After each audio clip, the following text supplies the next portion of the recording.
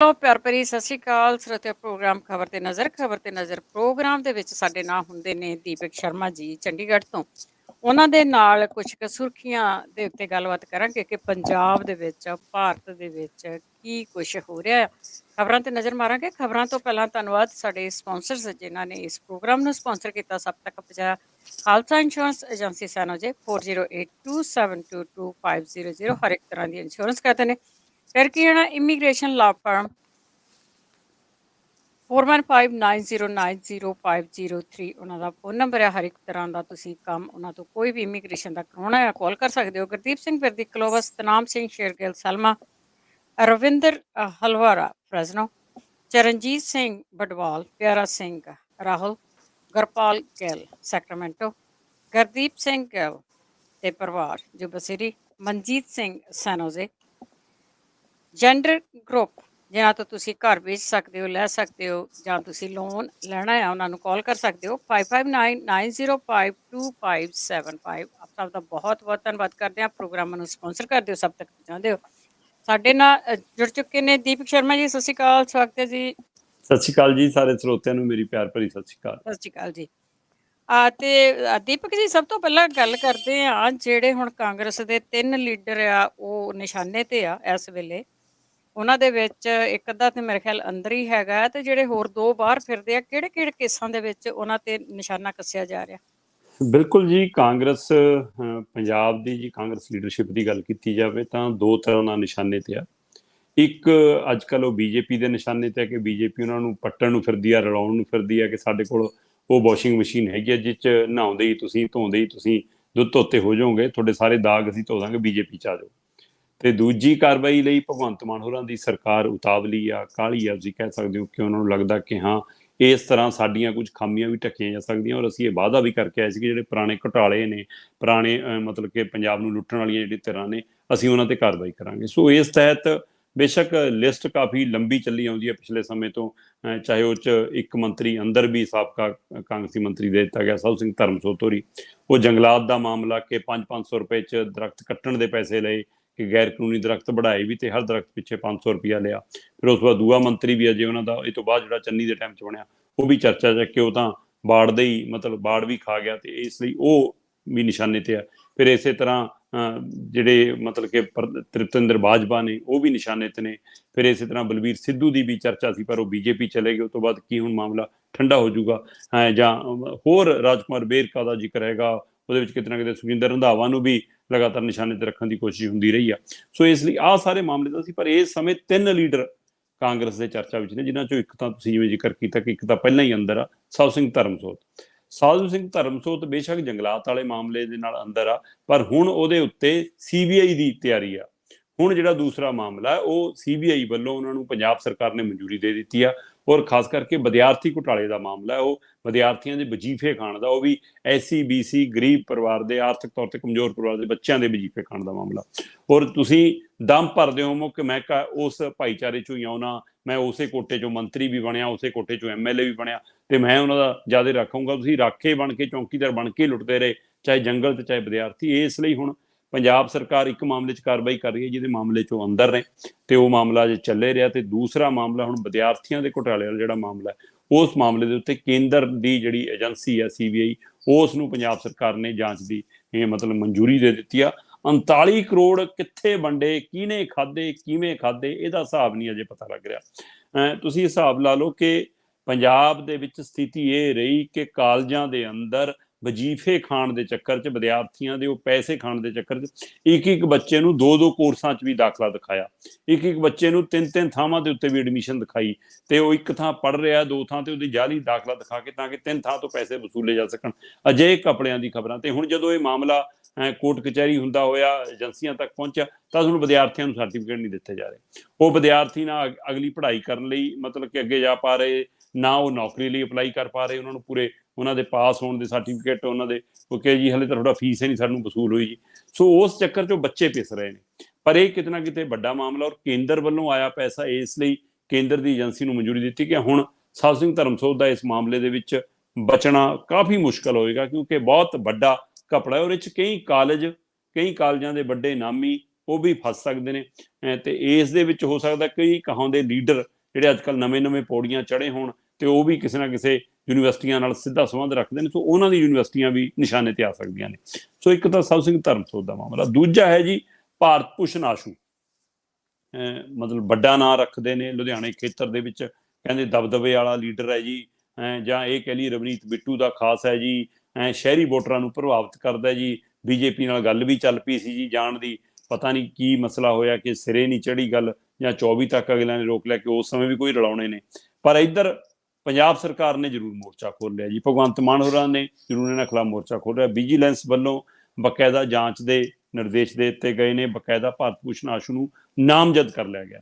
ਅਸਲ 'ਚ ਭਾਰਤ ਭੂਸ਼ਣ ਆਸ਼ੂ ਇਸ ਲਈ ਨਿਸ਼ਾਨੇ ਦੇ ਸੀਗੇ ਕਿ ਇਹ ਫੂਡ ਸਪਲਾਈ ਵਿਭਾਗ ਦੇ ਮੰਤਰੀ ਸੀ, ਔਰ ਫੂਡ ਸਪਲਾਈ ਵਿਭਾਗ ਦੇ ਵਿੱਚ ਫੂਡ ਦੇ ਅਨਾਜ ਦੇ ਢੋਆ ਢਵਾਈ ਦੇ ਹਵਾਲੇ ਨਾਲ ਜਿਹੜਾ ਮਸਲਾ ਖੜਾ ਹੋਇਆ ਉਹ ਸੀਗਾ ਕਿ ਭਾਈ ਉਸ ਟਾਈਮ ਸਕੂਟਰ, ਮੋਟਰਸਾਈਕਲ, 2 ਵੀਲਰ ਦੇ 3 ਵੀਲਰ ਦੇ ਨੰਬਰਾਂ ਵਾਲੇ ਟਰੱਕ ਸਾਹਮਣੇ ਲਿਆਂਦੇ ਗਏ ਕਿ ਇਹਨਾਂ 'ਚ ਮਾਲ ਢੋਇਆ ਜੀ, ਉਹ ਨੰਬਰ ਜਾਲੀ ਸੀਗੇ। ਸੋ ਇਸ ਨੂੰ ਲੈ ਕੇ ਸਵਾਲ ਖੜਾ ਹੋਇਆ। 16 ਅਗਸਤ ਨੂੰ ਇਸ ਮਾਮਲੇ ਦੇ ਵਿੱਚ ਗੁਰਦਾਸ ਰਾਮ, ਮਤਲਬ ਜਿਹੜਾ ਐਂਡ ਕੰਪਨੀ ਦਾ ਮਾਲਕ ਆ ਤੇਲੂ ਰਾਮ, ਉਹਨੂੰ ਗ੍ਰਿਫਤਾਰ ਕਰ ਲਿਆ ਗਿਆ ਸੀ। ਔਰ ਇਹ ਕਹਿੰਦੇ ਭਾਰਤ ਭੂਸ਼ਣ ਆਸ਼ੂ ਦਾ ਖਾਸ ਦੱਸਿਆ ਜਾਂਦਾ, ਇਹਦੇ ਰਾਹੀਂ ਕਾਰੋਬਾਰ ਹੁੰਦਾ ਸੀ। ਫਿਰ ਇਸੇ ਚੱਕਰ ਦੇ ਵਿੱਚ ਵਿਜੀਲੈਂਸ ਬਿਊਰੋ ਨੇ ਕੈਬਨਿਟ ਮੰਤਰੀ ਭਾਰਤ ਭੂਸ਼ਣ ਆਸ਼ੂ ਦੇ ਜਿਹੜਾ PA ਸੀਗਾ, ਜਾਂ ਉਹਦਾ ਨੇੜਲਾ ਸਾਥੀ ਦੱਸਿਆ ਜਾਂਦਾ ਪੰਕਜ ਮਲਹੋਤਰਾ ਨੂੰ ਨਾਮਜ਼ਦ ਕੀਤਾ, ਪਰ ਉਹ ਅਜੇ ਗਿਰਫਤ 'ਚ ਨਹੀਂ ਆਇਆ। ਤੇ ਹੁਣ ਦੇਰ ਰਾਤ ਕੱਲ ਪਤਾ ਲੱਗਿਆ ਕਿ ਇਸੇ ਮਾਮਲੇ ਦੇ ਵਿੱਚ ਭਾਰਤ ਭੂਸ਼ਣ ਆਸ਼ੂ ਨੂੰ ਨਾਮਜ਼ਦ ਕਰ ਲਿਆ ਗਿਆ ਤੇ ਉਹਨਾਂ ਦੀ ਵੀ ਕਿਸੇ ਸਮੇਂ, ਕਿਉਂਕਿ 2020-21 ਦਾ ਇਹ ਮਾਮਲਾ, ਉਸ ਸਮੇਂ ਮਤਲਬ ਲੁਧਿਆਣਾ ਜ਼ਿਲ੍ਹੇ ਦੀਆਂ ਦਾਣਾ ਮੰਡੀਆਂ 'ਚੋਂ ਅਨਾਜ ਚੱਕਣ ਦੇ ਲਈ ਲੇਬਰ ਭਾੜਾ, ਉਹ ਸਾਰਾ ਕੁਛ, ਉਹਦੇ ਲਈ ਜਿਹੜੇ ਟੈਂਡਰ ਜਾਰੀ ਹੋਏ, ਉਹਨਾਂ ਟੈਂਡਰਾਂ 'ਚ ਜਿਹੜੇ ਨੰਬਰ ਦਿੱਤੇ ਜਾਂਦੇ ਨੇ, ਰਜਿਸਟ੍ਰੇਸ਼ਨ ਨੰਬਰ ਦਿੱਤੇ ਜਾਂਦੇ ਨੇ, ਉਹ ਸਕੂਟਰ, ਮੋਟਰਸਾਈਕਲ, ਕਾਰਾਂ ਦੇ ਦਿੱਤੇ, ਟਰੱਕਾਂ ਦੀ ਥਾਂ।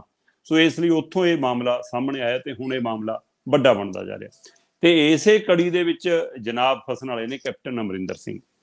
ਉਹ ਇਸੇ ਘੁਟਾਲੇ ਦੀ ਕੜੀ 'ਚੋਂ 150 ਕਰੋੜ ਦਾ ਘੁਟਾਲਾ ਕਹਿੰਦੇ ਕਿ ਜੀ ਸਾਡੇ ਪੰਜਾਬ ਦੇ ਜਿਹੜੇ ਖੇਤੀਬਾੜੀ ਮੰਤਰੀ ਨੇ ਨਵੇਂ, ਉਹਨਾਂ ਨੇ ਸਾਹਮਣੇ ਲਿਆਂਦਾ ਕਿ ਜੀ 150 ਕਰੋੜ ਦਾ ਘੁਟਾਲਾ, ਤੇ ਉਹ ਸੇਕ ਉਹਦਾ ਕੈਪਟਨ ਤੱਕ ਜਾ ਸਕਦਾ। ਉਹ ਮਾਮਲਾ ਹੈ ਕੇਂਦਰ ਵੱਲੋਂ ਮਸ਼ੀਨਾਂ ਆਈਆਂ ਸੀ ਰਹਿੰਦ ਖੂੰਹਦ ਸਾਂਭਣ ਲਈ, ਜੇ ਉਹ ਕਿਸਾਨੀਆਂ ਸੰਬੰਧਤ, ਉਹ ਸਾਰੀਆਂ ਮਸ਼ੀਨਾਂ 'ਚੋਂ 11-12 ਜ਼ਿਲ੍ਹਿਆਂ 'ਚੋਂ ਮਸ਼ੀਨਾਂ ਦਾ ਹਿਸਾਬ ਕਿਤਾਬ ਹੀ ਨਹੀਂ ਪਤਾ ਲੱਗ ਰਿਹਾ, ਰਿਕਾਰਡ 'ਚ ਕਿਤੇ ਦਿਖੇ ਨਹੀਂ ਰਹੀਆਂ ਮਸ਼ੀਨਾਂ, ਕਿਹਨੂੰ ਦਿੱਤੀਆਂ, ਕਿੱਥੇ ਗਈਆਂ, ਕੌਣ ਲੈ ਗਿਆ, ਕਿੰਨਾ ਨਹੀਂ। ਤੇ ਉਹ 150 ਕਰੋੜ ਦਾ ਮਤਲਬ ਕਿ ਘਪਲਾ ਸਾਹਮਣੇ ਆ ਰਿਹਾ। ਤੇ ਉਹਦੇ ਵਿੱਚ ਬਤੌਰ ਮੁੱਖ ਮੰਤਰੀ ਹੋਣ ਦੇ ਨਾਲ ਨਾਲ ਕੈਪਟਨ ਅਮਰਿੰਦਰ ਸਿੰਘ ਉਸ ਸਮੇਂ ਖੇਤੀਬਾੜੀ ਵਿਭਾਗ ਦੇ ਮੰਤਰੀ ਵੀ ਸੀ, ਸੋ ਖੇਤੀ ਵਿਭਾਗ ਵੀ ਉਹ ਦੇਖਦੇ ਸੀ। ਇਸ ਲਈ ਹੁਣ ਉਸ ਮਾਮਲੇ 'ਚ ਕੈਪਟਨ ਅਮਰਿੰਦਰ ਵੀ ਘਿਰ ਗਏ ਨੇ। ਸੋ ਇਸ ਲਈ ਜੀ ਲਾਈਨ ਤਾਂ ਬਹੁਤ ਲੰਬੀ ਆ ਕਾਂਗਰਸੀਆਂ ਦੀ, ਔਰ ਘਪਲਿਆਂ ਦੀ ਸੂਚੀਆਂ ਵੀ ਬਹੁਤ ਲੰਬੀਆਂ ਨੇ। ਜੇ ਥੋੜਾ ਜਿਹਾ ਪਿੱਛੇ ਜਾਣਾ ਹੋਵੇ ਤਾਂ ਬਾਦਲਾਂ ਦੇ ਰਾਜ ਵਾਲੇ, ਮਤਲਬ ਕਿ ਮਾਫੀਆ ਰਾਜ ਵਾਲਾ ਵੀ ਖਾਸਾ ਲੰਬਾ ਹੈ, ਬੇਅਦਬੀ ਵਾਲਾ ਮਾਮਲਾ ਵੀ ਕਾਫੀ ਗੰਭੀਰ ਹੈ, ਕਿਸਾਨ ਖੁਦਕੁਸ਼ੀਆਂ ਵਾਲਾ ਮਾਮਲਾ ਵੀ ਬਹੁਤ ਗੰਭੀਰ ਹੈ, ਫਿਰ ਰੇਤ mafia, cable mafia, transport mafia, ਉਹ ਮਾਫੀਆ ਜਿਹੜਾ ਐਜ ਇਟ ਇਜ਼ ਸ਼ਿਫਟ ਹੋ ਕੇ ਕਾਂਗਰਸ ਦੀ ਸਰਕਾਰ 'ਚ ਵੀ ਚੱਲਦਾ ਰਿਹਾ। ਤੇ ਇੱਕ ਦੋ ਮਾਫੀਆ ਤਾਂ ਹੁਣ ਵੀ, ਖਾਸ ਕਰਕੇ ਜਿਹੜਾ ਮਾਈਨਿੰਗ ਮਾਫੀਆ, ਉਸ ਨੂੰ ਹੁਣ ਵਾਲੀ ਸਰਕਾਰ ਵੀ ਅਜੇ ਪੂਰੀ ਤਰ੍ਹਾਂ ਨੱਥ ਨਹੀਂ ਪਾ ਸਕੀ। ਪਤਾ ਨਹੀਂ, ਕਹਿੰਦੇ ਹੁਣ ਸ਼ੰਭੂ ਤੋਂ ਹੋ ਕੇ ਝੋਲਾ ਦਿੱਲੀ ਨੂੰ ਜਾਣ ਲੱਗ ਗਿਆ। ਇਹ ਚਰਚਾਵਾਂ ਜਿਹੜੀਆਂ ਲੋਕਾਂ 'ਚ ਚੱਲਣ ਲੱਗੀਆਂ, ਇਹ ਤਾਕਤ ਦਿੰਦੀਆਂ ਨੇ ਕਿ ਕਿਤੇ ਨਾ ਕਿਤੇ ਮਾਫੀ, ਕਿਉਂਕਿ ਇਹ ਉਹ 3 ਮਹੀਨੇ ਨੇ ਜਿਹੜੇ 3 ਮਹੀਨਿਆਂ ਦੇ ਵਿੱਚ ਤੁਸੀਂ ਬਿਲਕੁਲ ਵੀ ਗੈਰ ਕਾਨੂੰਨੀ ਕਾਨੂੰਨੀ ਮਾਈਨਿੰਗ ਵੀ ਨਹੀਂ ਕਰ ਸਕਦੇ ਹੁੰਦੇ। ਜਿਹੜੀਆਂ ਖੱਡਾਂ ਅਲਾਟ ਹੋਈਆਂ ਨੇ, ਜਿਹੜੀਆਂ ਥਾਵਾਂ ਸਾਈਟਾਂ ਅਲਾਟ ਹੋਈਆਂ ਨੇ, ਉੱਥੋਂ ਵੀ ਰੇਤ ਨਹੀਂ ਚੱਕਦੇ ਕਿਉਂਕਿ ਬਰਸਾਤੀ ਮੌਸਮ ਹੁੰਦਾ। ਪਰ ਇਸ ਦੌਰ ਦੇ ਵਿੱਚ ਵੀ ਲਗਾਤਾਰ ਟਰੱਕਾਂ ਦੀ ਆਮਦ, ਮੈਨੂੰ ਕਿੰਨੇ ਪਿੰਡਾਂ ਵਾਲੇ ਦੱਸਦੇ ਨੇ ਕਿ ਭਾਜੀ ਸਾਡੇ ਪਿੰਡ ਦਾ ਕੋਈ ਸਾਈਟ ਵੀ ਅਲਾਟ ਨਹੀਂ ਹੁੰਦੀ, ਸਾਡੇ ਪਿੰਡ ਤੋਂ ਰੇਤਾ ਚੱਕਣ ਲਈ ਕੋਈ ਸਰਕਾਰੀ ਤੌਰ ਤੇ ਬੋਲੀ ਟੈਂਡਰ ਵੀ ਨਹੀਂ ਹੁੰਦਾ, ਤਾਂ ਵੀ ਸਾਡੇ ਪਿੰਡ ਤੋਂ ਅੱਜ ਤੱਕ 3 ਸਰਕਾਰਾਂ ਆ ਗਈਆਂ, ਬਾਦਲਾਂ ਤੋਂ ਲੈ ਕੇ ਕੈਪਟਨ ਤੋਂ ਲੈ ਕੇ ਭਗਵੰਤ ਤੱਕ, ਸਾਡੇ ਪਿੰਡੋਂ ਟਰਾਲੇ ਟਰੈਕਟਰ ਜਾਂਦੇ ਨਹੀਂ ਰੁਕੇ, ਕਹਿੰਦੇ ਉਵੇਂ ਹੀ ਚੱਲ ਰਿਹਾ ਰੇਤਾ। ਸੋ ਇਸ ਲਈ ਇੱਥੋਂ ਹਿਸਾਬ ਲਾ ਲਓ, ਤੀੜਾ ਪਿੰਡ ਦੇ ਵਿੱਚ ਸ਼ਮਸ਼ਾਨ ਘਾਟ ਤੱਕ ਪੱਟ ਕੇ ਲੈ ਗਏ। ਸੋ ਇਸ ਲਈ ਉਹ ਉਵੇਂ ਜਾਰੀ ਹੈ। ਖੁਦ ਮੁੱਖ ਮੰਤਰੀ ਸਾਹਿਬ ਨੇ 15 ਅਗਸਤ ਵਾਲੇ ਦਿਨ 75ਵੇਂ ਆਜ਼ਾਦੀ ਮਹਾਉਤਸਵ ਦੇ ਦੱਸਿਆ ਕਿ ਹਾਂਜੀ ਅਜੇ ਕੋਰਟ ਕਚਹਿਰੀਆਂ 'ਚ ਰਿਸ਼ਵਤ ਮੁੱਕੀ ਨਹੀਂ ਆ। ਸੋ ਇਸ ਲਈ ਜਿਹੜਾ ਪੁਰਾਣੇ ਕਪੜੇ ਨੇ ਬਾਦਲਾਂ ਤੋਂ ਲੈ ਕੇ ਕਾਂਗਰਸੀਆਂ ਦੇ ਰਾਜ ਤੱਕ, ਉਹ ਸਾਰਿਆਂ ਦੀ ਪਰਤ ਦਰ ਪਰਤ ਖੁੱਲਣ ਲੱਗੀ ਆ। ਸੋ ਇਸ ਲਈ ਇੱਕ ਮੰਤਰੀ ਪਹਿਲਾਂ ਹੀ ਉਹਨਾਂ ਦਾ ਅੰਦਰ ਆ, ਉਸ ਨੂੰ ਇੱਕ ਹੋਰ ਮਾਮਲੇ 'ਚ ਹੁਣ CBI ਨੇ ਲਾਈਨ ਤੇ ਲੈ ਲਿਆ, ਦੂਸਰਾ ਭਾਰਤ ਭੂਸ਼ਣ ਆਸ਼ੂ ਹੈ, ਤੇ ਤੀਸਰਾ ਹੁਣ ਕੈਪਟਨ ਵੀ ਇਸ ਲਾਈਨ 'ਚ ਖੜੇ ਨੇ। ਕੀ ਉੱਥੇ ਤੱਕ ਸੇਕ ਜਾਂਦਾ ਜਾਂ BJP ਵਾਲੇ ਛੇੜਨਗੇ ਨਹੀਂ, ਇਹ ਦੇਖਣ ਵਾਲੀ ਗੱਲ ਹੋਈ। ਜੀ ਬਿਲਕੁਲ। ਥੋੜਾ ਜਿਹਾ ਕੋਈ ਵਾਧੂ ਘੱਟੂ ਖਾ ਲੈ ਤਾਂ ਉਹਦਾ ਹਾਜ਼ਮਾ ਖਰਾਬ ਹੁੰਦਾ ਪਰ ਇਹਨਾਂ ਰੇਤਾ ਵੀ ਖਾ ਗਏ, ਇੱਟਾਂ ਵੀ ਖਾ ਗਏ, ਦੇਖ ਲਓ ਵੀ ਦਵਾਈਆਂ ਵੀ ਖਾ ਗਏ ਫਸਲਾਂ ਦੀਆਂ, ਪਤਾ ਨਹੀਂ ਬਿਲਕੁਲ ਖਾ ਗਏ। ਹਾਂ, ਤੇ ਅੱਗੇ ਗੱਲ ਕਰਦੇ ਆ ਪੰਜਾਬ ਦੇ ਕਿਸਾਨਾਂ ਦੀ। ਤੇ ਗੁਜਰਾਤ ਤੋਂ ਬਹੁਤ ਜਿਹੜਾ ਡਰੱਗ ਆ ਉਹ ਵੀ ਆ ਰਿਹਾ, ਤੇ ਹੁਣ ਉੱਥੇ ਦਾ ਜਿਹੜਾ ਬੀ ਆ ਉਹ ਕਿਸਾਨਾਂ ਨੂੰ ਮਾਰ ਗਿਆ ਪੰਜਾਬ ਦੇ। ਬਿਲਕੁਲ ਮਤਲਬ ਗੁਜਰਾਤ ਪਤਾ ਨਹੀਂ ਮਤਲਬ ਕਿ ਕਿਉਂ ਸ਼ੁਰੂ ਤੋਂ ਜਦੋਂ ਅਸੀਂ ਦੇਖਦੇ ਹਾਂ ਤਾਂ ਉਹ ਲੁੱਟਣ ਵਾਲੇ ਹਵਾਲੇ ਨਾਲੇ ਚਰਚਾ 'ਚ ਰਹਿੰਦਾ। ਮਤਲਬ ਕਿ ਮਤਲਬ ਜਿਵੇਂ ਹੁੰਦਾ ਕਿ ਕੁਰਬਾਨੀਆਂ ਕਰਨ ਲਈ ਲੜਨ ਲਈ ਪੰਜਾਬ ਤੇ ਬੰਗਾਲ ਰਾਜ ਕਰਨ ਦੀ ਵਾਰੀ ਫਿਰ ਗੁਜਰਾਤ ਦੀ ਆ ਜਾਂਦੀ ਆ। ਚਾਹੇ ਉਹ ਗਾਂਧੀ ਦੀ ਗੱਲ ਕਰ ਲਓ ਤੇ ਚਾਹੇ ਹੁਣ ਮੋਦੀ ਦੀ ਗੱਲ ਕਰ ਲਓ ਤੇ ਚਾਹੇ ਇਹਨਾਂ ਦੇ ਕਾਰਪੋਰੇਟ ਘਰਾਣਿਆਂ ਦੀ ਗੱਲ ਕਰ ਲਓ, ਪਰ ਮਾਰ ਪੰਜਾਬ ਤੱਕ ਕਿਵੇਂ ਪੈ ਰਹੀ ਆ ਉਹ ਇਹ ਅੰਕੜੇ ਗਵਾਹੀ ਭਰਦੇ ਨੇ ਕਿ ਪੰਜਾਬ ਦੇ 10,000 ਕਿਸਾਨ ਉੱਜੜ ਗਏ ਇਹਨਾਂ ਦੇ ਨਕਲੀ ਬੀਜ ਕਾਰਨ। ਜੀ ਹਾਂ, ਪੰਜਾਬ ਦੀ ਬਠਿੰਡਾ ਜਿਹੜੀ ਬੈਲਟ ਆ, ਮਾਲਵਾ ਦੀ ਜਿਹੜੀ ਬੈਲਟ ਆ, ਉਹ ਬੀਟੀ ਕਾਟਨ ਲਈ ਬਹੁਤ ਵੱਡੀ ਚਰਚਿਤ ਆ, ਪਰ ਉਹ ਲਗਾਤਾਰ ਬੀਟੀ ਕਾਟਨ ਵਾਲਾ ਰਕਬਾ ਘਟਦਾ ਜਾ ਰਿਹਾ ਕਿਉਂਕਿ ਕਿਸਾਨਾਂ ਨੂੰ ਮੁੱਲ ਸਹੀ ਨਹੀਂ ਮਿਲਦਾ, ਉਹਦੇ ਲਈ ਦਵਾਈਆਂ ਸਹੀ ਨਹੀਂ ਮਿਲਦਾ, ਬੀਜ ਸਹੀ ਨਹੀਂ ਮਿਲਦਾ। ਪਰ ਇਸ ਵਾਰ ਫਿਰ ਵੀ ਉਸ ਦੇ ਬਾਵਜੂਦ ਵੀ ਮਤਲਬ ਵੱਡਾ ਰਕਬਾ ਇਹਦੇ ਥੱਲੇ ਆਇਆ ਤੇ ਉਹਦੇ ਵਿੱਚੋਂ ਜਿਹੜਾ ਬੀਜ ਮਿਲਿਆ 10,000 ਕਿਸਾਨਾਂ ਦੇ ਕਰੀਬ ਉਹ ਸਾਰਾ ਬੀਜ ਨਕਲੀ ਨਿਕਲਿਆ।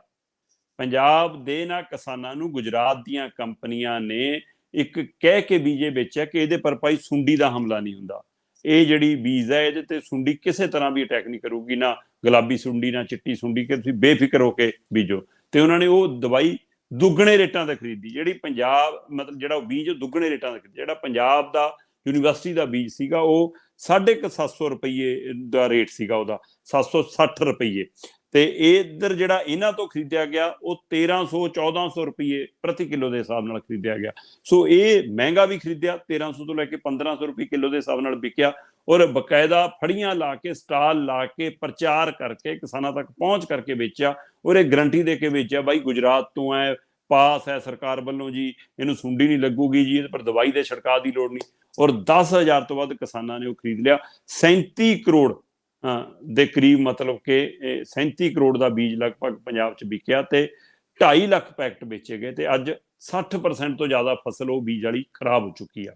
ਉਹਨੂੰ ਸੁੰਡੀ ਅਜਿਹੀ ਪਈ ਕਿ ਉਹਦੇ ਉੱਪਰ ਦਵਾਈ ਛਿੜਕਣੀ ਪਈ, ਔਰ ਮਾਰ ਦੇਖੋ ਮਤਲਬ ਆਪਾਂ ਕਹਿੰਦੇ ਨਾ ਕਿ ਆਪਣੀ ਮਾਵਾਂ ਕਹਿੰਦੀ ਕਿ ਸੱਟ ਤੇ ਸੱਟ ਜ਼ਰੂਰ ਲੱਗ ਜਾਂਦੀ ਆ, ਤੇ ਉਹ ਜ਼ਖਮ ਦੇ ਉੱਤੇ ਮਤਲਬ ਕਿ ਦੁਬਾਰਾ ਸੱਟ ਦਾ ਵੱਜਣਾ, ਉਹ ਦੁਬਾਰਾ ਖਰਿੰਡ ਪੁੱਟਣਾ, ਕਿ ਕਿਸਾਨਾਂ ਨੇ ਜਦੋਂ ਇਹਨਾਂ ਦੀ ਬੀਟੀ ਕਾਟਨ ਨੂੰ, ਇਹਨਾਂ ਦੀ ਨਰਮੇ ਦੀ ਫਸਲ ਨੂੰ ਸੁੰਡੀ ਖਾਣ ਲੱਗੀ ਤਾਂ ਇਹਨਾਂ ਨੇ ਦਵਾਈਆਂ ਛਿੜਕਣ ਲਈ ਮਤਲਬ ਕਿ ਦਵਾਈਆਂ ਦਾ ਪ੍ਰਬੰਧ ਕੀਤਾ। ਉਹ ਦਵਾਈਆਂ 2500 ਲੀਟਰ ਮਤਲਬ ਕਿ ਦੱਸਿਆ ਜਾਂਦਾ ਕਿ ਉਹ ਕੀਟਨਾਸ਼ਕ ਜ਼ਬਤ ਕੀਤਾ ਗਿਆ ਜਿਹੜਾ ਨਕਲੀ ਨਿਕਲਿਆ। ਉਹ ਤੋਂ ਬਿਨਾਂ ਜਿਹੜਾ ਛਿੜਕ ਲਿਆ ਸੀ ਉਹ ਤਾਂ ਛਿੜਕ ਲਿਆ ਸੀ, 1 ਛਿੜਕਾ 2 ਛਿੜਕਾ 3 ਛਿੜਕਾ ਕੀਤੇ ਗਏ, ਉਹਦੇ ਬਾਵਜੂਦ ਵੀ ਉਹ ਅਸਰ ਨਹੀਂ ਕਰ ਰਿਹਾ ਸੀ, ਤੇ ਜਦੋਂ ਪਤਾ ਲੱਗਿਆ ਐਕਸਪਾਇਰੀ ਡੇਟ ਵਾਲਾ ਸੀ ਉਹ ਪੰਜਾਬ 'ਚ ਵਿਕਿਆ।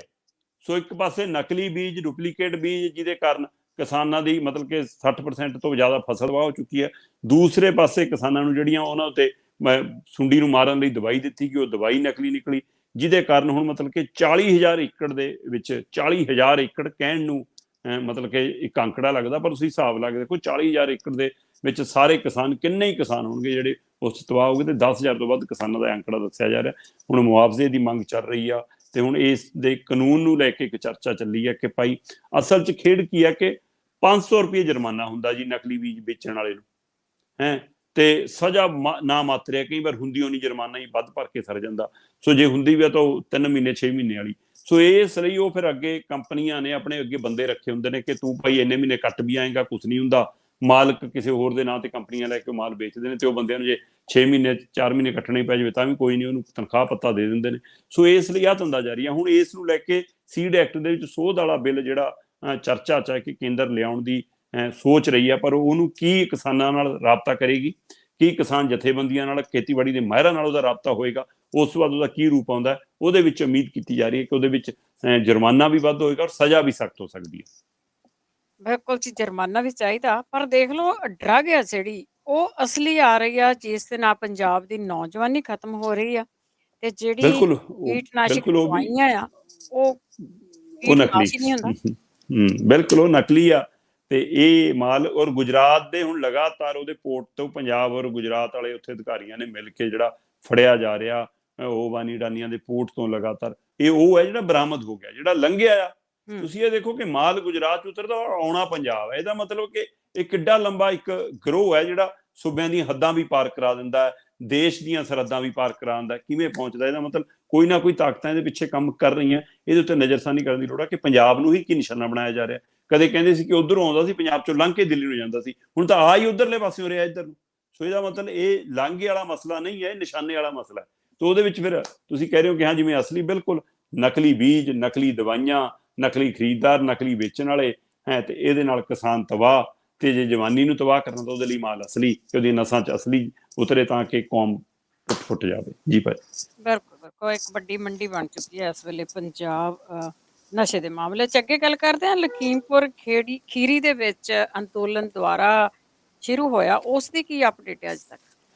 ਬਿਲਕੁਲ ਜੀ, ਕੱਲ ਪੰਜਾਬ ਤੋਂ ਜਿਵੇਂ ਪਤਾ ਲੱਗ ਰਿਹਾ ਸੀਗਾ ਕਿ 24,000 ਦੇ ਕਰੀਬ ਕਿਸਾਨ ਗਏ ਨੇ, ਜਿਹਦੇ ਵਿੱਚੋਂ ਮੋਗਾ ਖੇਤਰ ਤੋਂ ਹੀ ਦੱਸਿਆ ਜਾ ਰਿਹਾ ਸੀਗਾ ਕਿ 10,000 ਤੋਂ 12,000 ਕਿਸਾਨ ਮੋਗਾ ਲੁਧਿਆਣਾ ਖੇਤਰ ਤੋਂ ਗਏ ਨੇ, ਔਰ ਬਠਿੰਡਾ, ਸੰਗਰੂਰ, ਉਸ ਬੈਲਟ ਤੋਂ ਵੀ 8,000 ਤੋਂ ਵੱਧ ਕਿਸਾਨ ਗਏ ਨੇ, ਤੇ ਬਾਕੀ ਥਾਵਾਂ ਤੋਂ 500, 800, 600, 200 ਇੱਦਾਂ ਦਾ ਵਫਦ ਗਿਆ ਸੀ, ਤੇ ਟਰੱਕਾਂ ਰਾਹੀਂ, ਕਾਰਾਂ ਰਾਹੀਂ, ਜੀਪਾਂ ਰਾਹੀਂ, ਤੇ ਫਿਰ ਰੇਲ ਗੱਡੀਆਂ ਰਾਹੀਂ ਵੱਡੀ ਤਾਦਾਦ ਦੇ ਵਿੱਚ ਕਿਸਾਨ ਗਏ ਸੀ।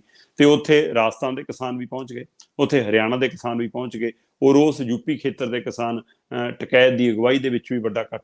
ਸੋ ਲਖੀਮਪੁਰ ਖੀਰੀ ਦੀ ਅਨਾਜ ਮੰਡੀ ਦੇ ਵਿੱਚ ਕਿਸਾਨ ਧਰਨਾ ਲਾ ਕੇ ਬੈਠੇ ਨੇ, ਔਰ ਉਹਨਾਂ ਨੇ 3 ਦਿਨ ਦਾ ਇਹ ਧਰਨੇ ਦੀ ਪਹਿਲੀ ਕਾਲ ਹੈ, ਔਰ ਉਹਨਾਂ ਨੇ ਪ੍ਰਸ਼ਾਸਨ ਨੂੰ ਚੇਤਾਵਨੀ ਦਿੱਤੀ ਕਿ ਜੇਕਰ ਤੁਸੀਂ ਸਹਿਯੋਗ ਨਹੀਂ ਦਿੱਤਾ ਤਾਂ ਅਸੀਂ ਡੀਸੀ ਦਫ਼ਤਰ ਮੂਹਰੇ ਧਰਨਾ ਸ਼ਿਫਟ ਵੀ ਕਰ ਸਕਦੇ ਹਾਂ, ਕਿ ਅਜੇ ਤਾਂ ਅਸੀਂ ਮੰਡੀ 'ਚ ਬੈਠੇ ਹਾਂ। ਅਸਲ 'ਚ ਪ੍ਰਸ਼ਾਸਨ ਤੋਂ ਮਨਜ਼ੂਰੀ ਮੰਗੀ ਗਈ ਸੀ ਇਸ ਗੱਲ ਦੇ ਲਈ, ਤਾਂ ਕਿ ਉੱਥੇ ਟੋਇਲਟਾਂ ਦਾ ਪ੍ਰਬੰਧ, ਨਹਾਉਣ ਧੋਣ ਦਾ ਪ੍ਰਬੰਧ, ਕੋਈ ਖਾਣ ਪੀਣ ਵਾਲੀ ਚੀਜ਼ਾਂ ਆਉਣੀਆਂ, ਕੁਛ ਆਉਣੀਆਂ, ਉਹਨਾਂ ਦੇ ਲਈ ਸਹੀ ਪ੍ਰਬੰਧ ਹੋ ਸਕੇ। ਉਹਦੇ ਲਈ ਪ੍ਰਸ਼ਾਸਨ ਨੂੰ ਅਪੀਲ ਕੀਤੀ, ਪਰ ਪ੍ਰਸ਼ਾਸਨ ਨੇ ਕਹਿਤਾ ਜੀ ਕਰੋਨਾ ਹੋ ਸਕਦਾ ਹੈ ਜੀ, ਲੋਕਾਂ ਨੂੰ ਵਿਘਨ ਪੈ ਸਕਦਾ ਜੀ, ਇਸ ਲਈ ਅਸੀਂ ਕੋਈ ਮਨਜ਼ੂਰੀ ਨਹੀਂ ਦੇਣੀ। ਸੋ ਹੁਣ ਬਿਨਾਂ ਮਨਜ਼ੂਰੀ ਤੋਂ ਧਰਨਾ ਚੱਲ ਰਿਹਾ, ਜਿਹਦੇ ਕਾਰਨ ਉੱਥੇ ਵੱਡੀ ਗਿਣਤੀ 'ਚ ਬੀਬੀਆਂ ਵੀ ਪੰਜਾਬ ਤੋਂ ਖਾਸ ਕਰਕੇ ਗਈਆਂ ਨੇ, ਇਸ ਲਈ ਉਹਨਾਂ ਨੂੰ ਨਹਾਉਣ ਧੋਣ, ਪਖਾਨਾ ਜਾਣ ਦੇ ਲਈ ਦਿੱਕਤਾਂ ਦਾ ਵੀ ਸਾਹਮਣਾ ਕਰਨਾ ਪੈ ਰਿਹਾ, ਪਰ ਉਹਦੇ ਬਾਵਜੂਦ ਡਟੇ ਨੇ ਕਿਸਾਨ। ਔਰ ਮੁੱਖ ਮੰਗ ਇਹੀ ਹੈ ਜੀ ਕਿ ਇਹ ਜਦੋਂ ਸਰਕਾਰ ਦੇ ਮਤਲਬ ਕਿ ਏਜੰਸੀਆਂ ਦੇ ਹਵਾਲੇ ਨਾਲ, ਜਾਂਚ ਦੇ ਹਵਾਲੇ ਨਾਲ, ਪੁਲਿਸ ਦੀਆਂ ਰਿਪੋਰਟਾਂ ਤੋਂ ਬਾਅਦ ਕੋਰਟ ਕਚਹਿਰੀ 'ਚ ਤੱਥ ਸਾਫ਼ ਹੁੰਦੇ ਜਾ ਰਹੇ ਨੇ ਕਿ ਭਾਈ ਇਰਾਦਾ ਕਤਲ ਨਾਲੇ ਉਹ ਆਏ ਸੀ, ਉਹਨਾਂ ਨੇ ਦਰੜੇ ਸੀ, ਉਹ ਜੀਪ ਮੰਤਰੀ ਦੇ ਮੁੰਡੇ ਦੀ ਸੀ, ਉਹਦੇ ਰਫਲ, ਰਿਵਾਲਵਰ, ਗੋਲੀਆਂ ਉਹਦੇ ਵਿੱਚੋਂ ਚੱਲੀਆਂ, ਉਹ ਮੌਕੇ ਤੇ ਮੌਜੂਦ ਸੀ, ਉਹਦੇ ਬਾਵਜੂਦ ਉਹਦਾ ਬਾਪੂ ਜੀ ਮੰਤਰੀ ਦੇ ਉਹਦੇ ਤੇ ਕਿਉਂ? ਸੋ ਉਹ ਇਸ ਲਈ ਉਹਨੂੰ ਮੰਤਰੀ ਤੋਂ ਹਟਾਉਣ ਦੀ ਮੰਗ, ਫਿਰ ਉਹਦੇ ਨਾਲ ਨਾਲ ਕਿਸਾਨਾਂ ਦੇ ਪਰਿਵਾਰਾਂ ਦੇ ਮੁਆਵਜ਼ਿਆਂ ਦੀ ਮੰਗ, ਫਿਰ MSP ਵਾਲਾ ਮਸਲਾ। ਸੋ ਇਹ ਸਾਰੇ ਮਸਲੇ ਕਿਤੇ ਨਾ ਕਿਤੇ ਮਤਲਬ ਕਿ ਇਕੱਠੇ ਹੋਏ ਨੇ, ਤੇ ਜਿਹੜਾ ਰੋਸਾ ਦੇ ਲਈ ਹੁਣ ਉਹ ਥਾਂ ਚੁਣੀ ਗਈ। ਸੋ ਕੇਂਦਰ ਦੇ ਵਿੱਚ ਇੱਕ ਵਾਰ ਇਹ ਮੁੱਦਾ, ਫਿਰ ਦੇਸ਼ ਭਰ ਦਾ ਮੀਡੀਆ ਇੱਕ ਵਾਰ ਫਿਰ ਉਹਨੂੰ ਨਜ਼ਰਸਾਨੀ ਇੱਕ ਪੱਖ ਰੱਖਣ ਵਾਲਾ, ਫਿਰ ਉਹਦੇ ਵਿੱਚ ਖਾਮੀਆਂ ਵੀ ਲੱਭੇਗਾ, ਪਰ ਇੱਕ ਵਾਰ ਫਿਰ ਕਿਸਾਨਾਂ ਦੇ ਮੁੱਦਾ ਕੇਂਦਰ 'ਚ ਆਇਆ, ਚਰਚਾ 'ਚ ਆਇਆ, ਔਰ ਉਮੀਦ ਕੀਤੀ ਜਾਂਦੀ ਹੈ ਕਿ ਇਹਦੇ ਉੱਤੇ ਸਰਕਾਰ ਨਜ਼ਰਸਾਨੀ ਕਰੇ, ਕਿਉਂਕਿ ਇਹ ਮਾਮਲਾ ਲੋਕਾਂ ਦੇ ਵਜੂਦ ਨਾਲ ਜੁੜਿਆ। ਕਿਸਾਨ ਖੇਤ 'ਚ ਇਕੱਲਾ ਆਪਣਾ ਘਰ ਚਲਾਉਣ ਲਈ ਅਨਾਜ ਨਹੀਂ ਬੀਜਦਾ, ਉਹ ਦੇਸ਼ ਦੇ ਭੜੋਲੇ ਭਰਦਾ ਹੈ, ਉਹ ਦੇਸ਼ ਭਰ ਦਾ ਢਿੱਡ ਭਰਦਾ। ਸੋ ਇਸ ਲਈ ਇਸ ਮਸਲੇ ਤੇ ਜੇਕਰ ਸਰਕਾਰ ਗੰਭੀਰ ਨਾ ਹੋਈ ਤਾਂ ਅੰਦੋਲਨ ਤਿੱਖਾ ਹੋ ਸਕਦਾ। ਵੱਡੀ ਗਿਣਤੀ 'ਚ ਉੱਥੇ ਕਿਸਾਨ, ਮਤਲਬ ਕਿ ਮੱਛਰਾਂ ਦਾ ਬੁਰਾ ਹਾਲ ਹੈ, ਉੱਥੇ ਸਫਾਈ ਦਾ ਕੋਈ ਪ੍ਰਬੰਧ ਨਹੀਂ ਹੈ, ਉਹਦੇ ਬਾਵਜੂਦ ਖੁੱਲੇ ਅਸਮਾਨ ਥੱਲੇ ਰਹਿਣ ਲਈ ਮਜਬੂਰ ਨੇ। ਸੋ ਮੀਂਹ ਕਣੀ ਦਾ, ਗਰਮੀ ਦਾ, ਉਹ ਸਾਰਾ ਕਹਿਰ, ਪਰ ਉਹ ਕਹਿੰਦੇ ਪਰਵਾਹ ਨਹੀਂ ਜੀ, ਹੁਣ ਤਾਂ ਅਸੀਂ ਪੂਰੀ ਯੂਨੀਵਰਸਿਟੀ ਤੋਂ ਡਿਗਰੀਆਂ ਹੋਈਆਂ ਨੇ, ਸਿੰਘੂ ਕੁੰਡਲੀ ਬਾਰਡਰ ਵਾਲੀਆਂ ਸਾਡੀਆਂ, ਇਸ ਲਈ ਕੋਈ ਟਿੱਕਰੀ ਬਾਰਡਰ ਨਹੀਂ, ਇਸ ਲਈ ਕਹਿੰਦੇ ਕੋਈ ਪਰਵਾਹ ਨਹੀਂ, ਪਰ ਜਜ਼ਬਾ ਹੈ ਉਹਨਾਂ ਦਾ। ਸੋ ਪੰਜਾਬ 'ਚੋਂ ਵੱਡੀ ਤਾਦਾਦ 'ਚ ਜਾਣਾ ਇੱਕ ਵਾਰ ਫਿਰ ਪੰਜਾਬ ਦੀ ਪਹਿਲ ਕਦਮੀ ਵੀ ਨਜ਼ਰ ਆਉਂਦੀ ਹੈ, ਔਰ ਸਰਕਾਰ ਦੀ ਬਸ਼ਰਮੀ ਇੱਕ ਵਾਰ ਫਿਰ ਉਜਾਗਰ ਹੁੰਦੀ ਹੈ ਕਿ ਸਰਕਾਰ ਇਸ ਮਸਲੇ ਤੇ ਨਾ ਤਾਂ ਆਪਣੇ ਮੰਤਰੀ ਤੋਂ ਕਹਿ ਸਕੀ ਕਿ ਭਾਈ ਤੂੰ ਆਪਣੇ ਆਪ ਛੱਡ ਦੇ, ਜਮੀਰ ਦੀ ਆਵਾਜ਼ ਦੇਖ ਤੇ ਕਿੱਡਾ ਬੜਾ ਦੋਸ਼ ਲੱਗਦਾ, ਤੇਰਾ ਮੁੰਡਾ ਸਿੱਧਾ ਇਨਵੋਲਵ ਹੈ, ਤੇ ਨਾ ਹੀ ਉਹ ਆਪ ਉਹਨਾਂ ਨੂੰ ਹੁਕਮ ਕਰ ਸਕੀ, ਨਾ ਜੋਗੀ ਮੰਗ ਕਰ ਸਕੇ, ਨਾ ਅਮਿਤ ਸ਼ਾਹ ਤੇ ਨਾ ਨਰਿੰਦਰ ਮੋਦੀ ਇਸ ਲਈ ਕਾਰਵਾਈ ਕਰ ਸਕੇ ਕਿ ਭਾਈ ਇਹਨੂੰ ਹਟਾਇਆ ਜਾਵੇ। ਸੋ ਇਸ ਲਈ ਇਸ ਮਸਲੇ ਦੇ ਉੱਤੇ ਇੱਕ ਵੱਡਾ ਅੰਦੋਲਨ ਲਖੀਮਪੁਰ ਖੀਰੀ 'ਚ ਦੇਖਣ ਨੂੰ ਮਿਲ ਰਿਹਾ, ਤੇ ਵੱਡੀ ਤਾਦਾਦ 'ਚ ਕਿਸਾਨ ਪਹੁੰਚੇ, ਤੇ ਅੱਜ ਮੈਨੂੰ ਪਤਾ ਲੱਗ ਰਿਹਾ ਕਿ ਅੱਜ ਹੋਰ ਕਾਫਲੇ ਯੂਪੀ ਦੇ ਵੱਖ-ਵੱਖ ਖੇਤਰਾਂ 'ਚ ਉੱਥੇ ਪਹੁੰਚਣੇ ਨੇ, ਹਰਿਆਣਾ ਤੋਂ ਵੀ ਕਿਸਾਨਾਂ ਦੇ ਹੋਰ ਕਾਫਲੇ ਅੱਜ ਉੱਥੇ ਪਹੁੰਚ ਰਹੇ ਨੇ ਜੀ। ਬਿਲਕੁਲ ਜੀ, ਸਾਰਿਆਂ ਨੂੰ ਇੱਕ ਵਾਰੀ ਫਿਰ ਇਨਸਾਫ ਜ਼ਰੂਰ ਮੰਗਣਾ ਚਾਹੀਦਾ ਹੈ। ਜਿਹੜੀ ਇਸ ਵੇਲੇ ਤੁਹਾਡੇ ਕੇਂਦਰ ਦੇ ਵਿੱਚ ਸਰਕਾਰ ਆ, ਉਹ ਇਨਸਾਫ ਦੇ ਕੇ ਰਾਜੀ ਨਹੀਂ। ਤੇ ਅੱਗੇ ਗੱਲ ਕਰਦੇ ਹਾਂ, ਵੈਸੇ ਤਾਂ ਬਹੁਤੇ ਸਿਆਸਤਦਾਨ ਹੁੰਦੇ ਆ ਜਿਹੜੇ, ਉਹਨਾਂ ਦਾ ਪਿਛੋਕੜ ਬਹੁਤਾ ਅਪਰਾਧਿਕ ਬਣੇ ਹੀ ਜਾਂਦਾ ਆ। ਮੁਖਤਾਰ ਅੰਸਾਰੀ ਦੀ ਬਹੁਤ ਵਾਰੀ ਗੱਲ ਸੁਣੀ ਆ ਪਿਛਲੇ ਸਾਲਾਂ ਦੇ ਵਿੱਚ, ਜਿਹੜਾ ਪੰਜਾਬ ਦੀ ਜੇਲ੍ਹ ਦੇ ਵਿੱਚ ਸੀ, ਤੇ ਹੁਣ ਜਦ ਦੀ ਇਹ ਹੋਰ ਨਵੀਂ ਸਰਕਾਰ ਪੰਜਾਬ 'ਚ ਆਈ ਆ, ਉਹਨਾਂ ਨੇ ਇਸ ਦੇ ਖਰਚੇ ਬਾਰੇ, ਇਸ ਨੂੰ ਕਿਉਂ ਰੱਖਿਆ ਗਿਆ ਸੀ, ਉਹ ਗੱਲਾਂ ਬਾਤਾਂ ਸ਼ੁਰੂ ਕੀਤੀਆਂ। ਉਸ ਬਾਰੇ ਕੀ ਕਰ ਰਹੇ ਆ? ਬਿਲਕੁਲ ਜੀ, ਦੋ ਪਹਿਲੂ ਤੁਸੀਂ ਸਮਝਣ ਦੀ ਲੋੜ ਹੈ ਇਸ ਮਾਮਲੇ 'ਚ ਕਿ ਅੰਸਾਰੀ ਨੂੰ ਜੇਲ੍ਹ 'ਚ VIP ਟ੍ਰੀਟਮੈਂਟ ਦੇਣ ਦਾ ਜਿਹੜਾ ਮਾਮਲਾ ਸੀ, ਉਸ ਮਾਮਲੇ 'ਚ ਪੰਜਾਬ ਪੁਲਿਸ ਕੋਲ ਹੀ ਜਾਂਚ ਭੇਜੀ ਗਈ ਆ। ਸੋ ਹੁਣ ਪੰਜਾਬ ਪੁਲਿਸ ਦਾ ਹੀ ਮਾਮਲਾ ਹੈ। ਪਹਿਲਾਂ ਪੁਲਿਸ ਤੇ ਦੂਸਰੀ ਸਰਕਾਰ ਦਾ ਦਬਾਅ ਸੀਗਾ, ਤੇ ਹੁਣ ਨਵੀਂ ਸਰਕਾਰ ਨੇ ਪੰਜਾਬ ਪੁਲਿਸ ਤੇ ਹੀ ਭਰੋਸਾ ਪ੍ਰਗਟਾਇਆ ਕਿ ਤੁਸੀਂ ਜਾਂਚ ਕਰਕੇ ਲਿਆਓ ਭਾਈ ਕਿ ਇਹਨੂੰ ਕਿੱਥੇ, ਕਿਵੇਂ। ਕਹਿੰਦੇ ਜੀ VIP ਕਮਰਾ ਬਣਾਇਆ ਸੀ, ਮੰਤਰੀ ਸਾਹਿਬ, ਜੇਲ੍ਹ ਮੰਤਰੀ ਜਾ ਕੇ ਆਏ ਉੱਥੇ, ਬਕਾਇਦਾ ਉਹ ਦੇਖ ਕੇ ਆਏ ਕਿ ਉਹਦੇ ਲਈ ਵੱਖਰਾ VIP ਕਮਰਾ ਸੀ। ਇੱਥੋਂ ਤੱਕ ਆਇਆ ਕਿ ਉਹਦੀ ਘਰ ਵਾਲੀ ਨੂੰ ਲਿਆ ਕੇ ਉੱਥੇ ਠਹਿਰਾਇਆ ਜਾਂਦਾ ਰਿਹਾ। ਉਹਦੇ ਲਈ ਸਾਰਾ ਉਹ ਮਤਲਬ ਕਿ 3 ਸਟਾਰ 5 ਸਟਾਰ ਹੋਟਲ ਵਾਲੀਆਂ ਸਹੂਲਤਾਂ ਉੱਥੇ ਨੂੰ ਦਿੱਤੀਆਂ ਗਈਆਂ। ਔਰ ਕਿਤੇ ਨਾ ਕਿਤੇ ਉਹਨੂੰ ਇਸ ਮਾਮਲੇ 'ਚ ਟਰੀਟਮੈਂਟ ਦੇਣ ਦੇ ਲਈ ਹੀ ਇੱਥੇ ਇੱਕ ਮਤਲਬ ਕਿ ਜਾਲੀ ਫਾਲੀ ਕਹਿੰਦੇ ਕੇਸ ਬਣਾ ਕੇ ਉਹਨੂੰ ਇੱਥੇ ਤਬਦੀਲ ਕੀਤਾ ਗਿਆ।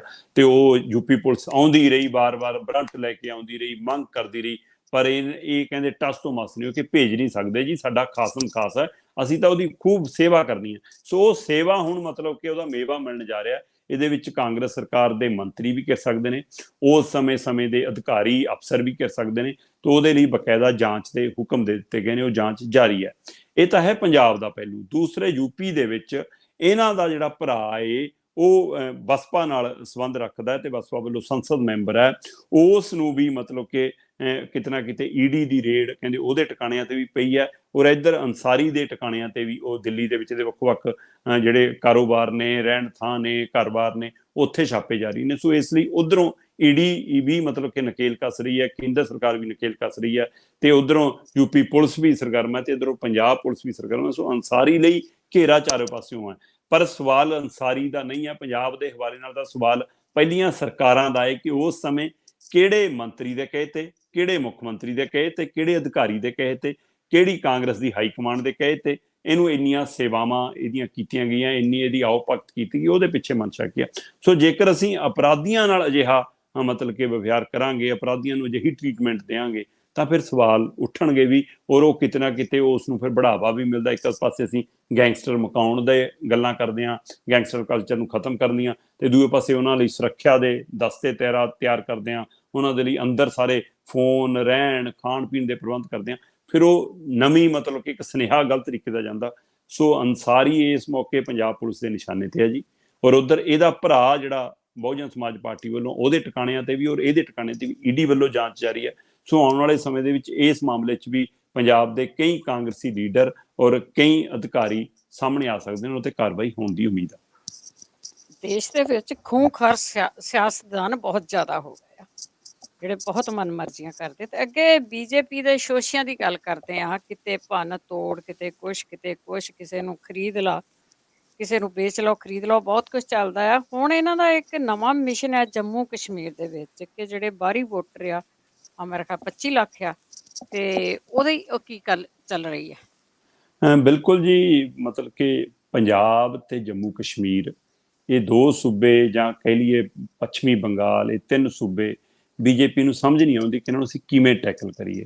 ਤੇ ਇਸੇ ਲਈ ਜੰਮੂ ਕਸ਼ਮੀਰ ਦੇ ਵਿੱਚੋਂ ਜਦੋਂ ਧਾਰਾ 370 ਹਟਾਈ ਗਈ, ਉਸ ਨੂੰ ਲੈ ਕੇ ਚਾਹੇ ਰਾਏ ਵੱਖੋ ਵੱਖਰੀ ਸੀਗੀ, ਪਰ ਜਦੋਂ ਉੱਥੋਂ ਕੇਂਦਰ ਸ਼ਾਸਿਤ ਪ੍ਰਦੇਸ਼ ਦਾ ਉਹਨੂੰ ਦਰਜਾ ਦਿੱਤਾ ਗਿਆ, ਉੱਥੋਂ ਮਨਸ਼ਾ ਸਾਫ਼ ਹੋ ਗਈ ਕਿ BJP ਦੀ ਮਨਸ਼ਾ ਉਸ ਨੂੰ ਬਾਕੀ ਸੂਬਿਆਂ ਦੇ ਬਰਾਬਰ ਮਾਨਤਾ ਦੇਣ ਦੀ ਨਹੀਂ, ਬਲਕਿ ਉਹਦੇ ਅਧਿਕਾਰ ਖੋਣ ਦੀ ਆ। ਉਹ 'ਚੋਂ ਲੱਦਾਖ ਨੂੰ ਅੱਡ ਕੀਤਾ ਤੇ ਜੰਮੂ ਕਸ਼ਮੀਰ ਨੂੰ ਇੱਕ ਸੰਪੂਰਨ ਸੂਬੇ ਦੀ ਬਜਾਏ ਕੇਂਦਰ ਸ਼ਾਸਿਤ ਪ੍ਰਦੇਸ਼ ਬਣਾਇਆ। ਤੇ ਹੁਣ ਕੇਂਦਰ ਸ਼ਾਸਿਤ ਪ੍ਰਦੇਸ਼ ਦੇ ਤਹਿਤ ਉੱਥੇ ਜਦੋਂ ਚੋਣਾਂ ਦੀ ਤਿਆਰੀ ਕੀਤੀ ਜਾ ਰਹੀ ਆ, ਤਦ ਉਹਦੇ ਵਿੱਚ ਹੁਣ ਧਾਰਾ 370 ਹਟਾਉਣ ਤੋਂ 3 ਸਾਲ ਬਾਅਦ ਇੱਕ ਨਵਾਂ ਰੂਪ ਸਾਹਮਣੇ ਆਇਆ ਕਿ ਉੱਥੇ ਦੇ ਚੋਣ ਅਧਿਕਾਰੀ ਨੇ ਦਮ ਭਰਿਆ ਕਿ ਹੁਣ ਅਸੀਂ ਇੱਥੇ ਭਾਈ ਜਿਹੜੇ ਇੱਥੇ ਵੋਟਰ ਮਤਲਬ ਕਿ ਹੈਗੇ ਨੇ, ਨਵੇਂ ਬਣਨੇ ਨੇ, ਉਹਦੇ ਵਿੱਚ ਜਿਹੜੇ ਇੱਥੇ ਬਾਹਰੋਂ ਆ ਕੇ ਵੱਸਦੇ ਨੇ, ਚਾਹੇ ਉਹ ਮਜ਼ਦੂਰ ਹੋਣ, ਚਾਹੇ ਵੱਖ-ਵੱਖ ਨੌਕਰੀਆਂ ਪੇਸ਼ਿਆਂ ਦੇ ਵਿੱਚ ਕਾਰੋਬਾਰਾਂ 'ਚ ਕੰਮ ਕਰਦੇ ਹੋਣ, ਤੇ ਚਾਹੇ ਇੱਥੇ ਫੌਜ ਦੇ ਜਵਾਨ ਇੱਥੇ ਡਿਊਟੀ ਕਰਦੇ ਹੋਣ, ਉਹਨਾਂ ਸਾਰਿਆਂ ਦੀ ਵੀ ਇੱਥੇ ਵੋਟ ਬਣ ਸਕਦੀ ਆ।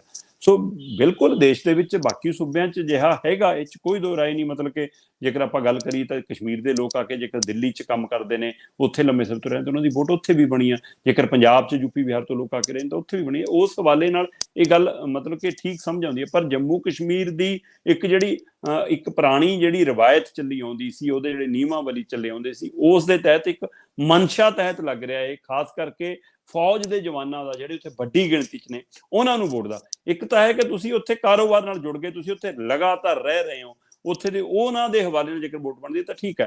ਫੌਜ ਦੇ ਜਵਾਨ ਜਿਹੜੇ ਸਮੇਂ-ਸਮੇਂ ਉੱਥੇ ਡਿਊਟੀਆਂ ਵੀ ਬਦਲਦੀਆਂ ਰਹਿੰਦੀਆਂ, ਉਹਨਾਂ ਦੀਆਂ ਜੇਕਰ ਵੋਟਾਂ ਦੇ ਵਿੱਚ ਉਹਨਾਂ ਨੂੰ ਸ਼ਾਮਲ ਕੀਤਾ ਜਾਂਦਾ ਤਾਂ ਇੱਕ BJP ਦੀ ਮਨਸ਼ਾ ਸਮਝ ਆਉਂਦੀ ਆ।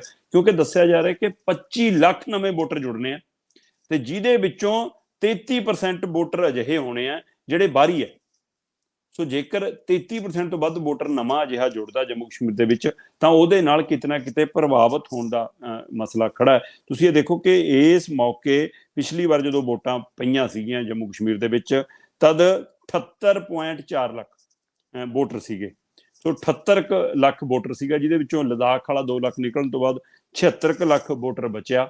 ਤੇ ਹੁਣ ਮਤਲਬ ਕਿ ਜਦੋਂ ਇਹ ਨਵੀਂ ਜਿਹੜੀ ਚਰਚਾ ਚੱਲ ਰਹੀ ਹੈ ਉਹਦੇ ਹਵਾਲੇ ਨਾਲ ਜਦੋਂ ਵੋਟਾਂ ਹੋਣੀਆਂ ਨੇ ਤਾਂ ਇਹ ਗਿਣਤੀ ਕਹਿੰਦੇ ਜੀ 11 ਲੱਖ ਤੋਂ ਵੱਧ ਵੋਟਰ ਮਤਲਬ ਕਿ ਵੋਟਾਂ ਹੋ ਜਾਣੀਆਂ ਨੇ, ਤੇ 22 ਲੱਖ ਇਹਦੇ ਵਿੱਚ ਜਿਹੜੇ ਨੇ ਉਹ ਨਵੇਂ ਵੋਟਰ ਜਦੋਂ ਜੁੜਨਗੇ ਤਾਂ ਉਹਦੇ ਨਾਲ ਹੀ ਗਿਣਤੀ ਵਧਣੀ। 11 ਲੱਖ ਦੇ ਕਰੀਬ ਜਿਹੜੇ ਉੱਥੇ ਦਾ ਸਥਾਨਕ ਵੋਟਰ ਹੈ ਉਹਨੂੰ ਮਿਲਾ ਕੇ ਹੋ ਜਾਣੀਆਂ, ਤੇ ਨਵੇਂ ਫਿਰ ਉਹਦੇ ਵਿੱਚ 25 ਲੱਖ ਤੇ 22 ਲੱਖ ਤੋਂ ਲੈ ਕੇ 25 ਲੱਖ ਨਵਾਂ ਵੋਟਰ ਜੁੜਨਾ, ਜਿਹਦੇ ਨਾਲ ਬੀਜੇਪੀ ਦਾ ਸਿਆਸੀ ਦਾ ਇੱਕ ਸਮਝ ਆਉਂਦਾ ਕਿ ਬੀਜੇਪੀ ਇੱਕ ਪਾਸੇ ਚਰਚਾ ਵੀ ਚੱਲਦੀ ਹੈ ਕਿ ਉਹ ਜੰਮੂ ਕਸ਼ਮੀਰ ਦੇ ਵਿੱਚ ਵਿਧਾਨ ਸਭਾ ਦੇ ਹਲਕੇ ਵੀ ਵਧਾਉਣਾ ਚਾਹੁੰਦੀ ਹੈ, ਉਹਨਾਂ ਦੀ ਗਿਣਤੀ ਵਧਾਉਣਾ ਚਾਹੀਦੀ। ਉਹਨੂੰ ਲੱਗਦਾ ਕਿ ਜੰਮੂ ਕਸ਼ਮੀਰ ਇਲਾਕੇ 'ਚ ਅਸੀਂ ਜ਼ਿਆਦਾ ਮਜ਼ਬੂਤ ਹਾਂ ਘਾਟੀ ਨਾਲੋਂ। ਤੇ ਦੂਸਰੇ ਪਾਸੇ ਆ ਹੁਣ ਵੋਟਰਾਂ ਵਾਲੀ ਸਿਆਸਤ ਦੇ ਹਵਾਲੇ ਨਾਲ ਇੱਕ ਨਵੀਂ ਚਰਚਾ ਸਾਹਮਣੇ ਆ ਰਹੀ ਹੈ ਕਿ ਬੀਜੇਪੀ ਦੀ ਮਨਸ਼ਾ ਹੈ, ਕਿਉਂਕਿ ਉੱਥੇ ਹੁਣ ਤੱਕ ਮਹਿਬੂਬਾ ਮੁਫਤੀ ਹੋਰਾਂ ਦਾ ਜਾਂ ਅਬਦੁੱਲਾ ਹੋਰਾਂ ਦਾ ਇਹ ਖੇਤਰੀ ਪਾਰਟੀਆਂ ਦਾ ਦਬਦਬਾ ਵੀ ਰਿਹਾ।